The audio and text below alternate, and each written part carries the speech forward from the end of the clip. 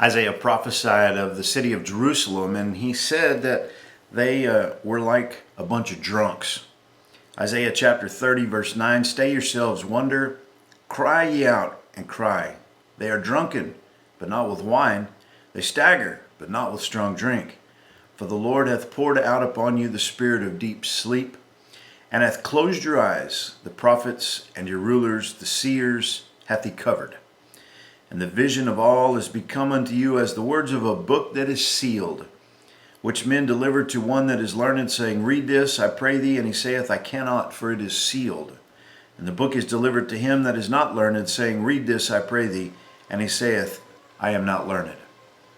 What is Isaiah talking about here? Well, he's prophesying against the city of Jerusalem and the fact that in their pride, in their arrogance, they were ignoring God. And they didn't pay any attention at all to what God had to say. And as a result of that, God had turned them off from being able to understand the prophetic. That's his image of them being like they're drunk, or of someone delivering this sealed book to them. This is the message from God. And as they take it, one that is learned, knows how to read, he says, well, I can't because it's sealed. And then the one who is not learned and doesn't know how to read says, I can't read it, I'm illiterate. And this is the way that the people had become to God. But here's why. Verse 13, "Wherefore the Lord saith, For as much as this people draw near to me with their mouth, and with their lips do honor me, but have removed their heart far from me, and their fear toward me is taught by the precept of men." You know, that is something that happened in Isaiah's day, but that's something that happens in our day as well. A religious group of people who are simply going through the motions. They are not coming to God and worshiping God in spirit and in truth. They are not worshiping God from the heart.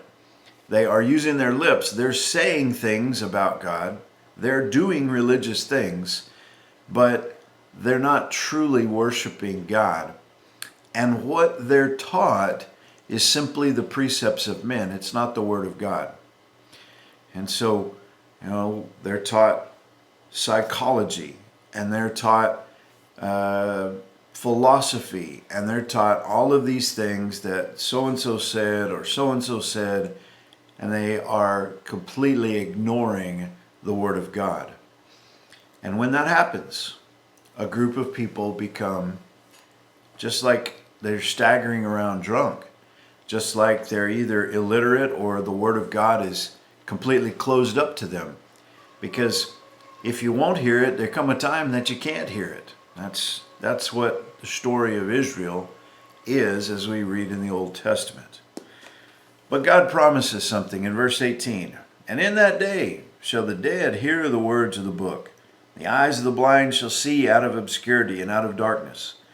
The meek also shall increase their joy in the Lord, and the poor among men shall rejoice in the Holy One of Israel." You know the story, the darkness and the blindness of Israel. God shined his light of Jesus right into the middle of that. And when Jesus came, he brought the revelation. He opened the blind eyes. He brought the dead to life, literally.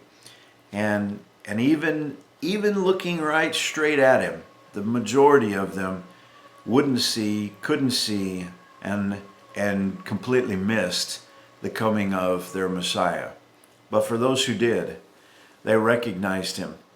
And just like Peter's brother Andrew, they ran and got their big brother and said, "We've found him." I just want to encourage you today. Pride and arrogance, getting caught up with the philosophies of this world, those things will blind you to the things of God.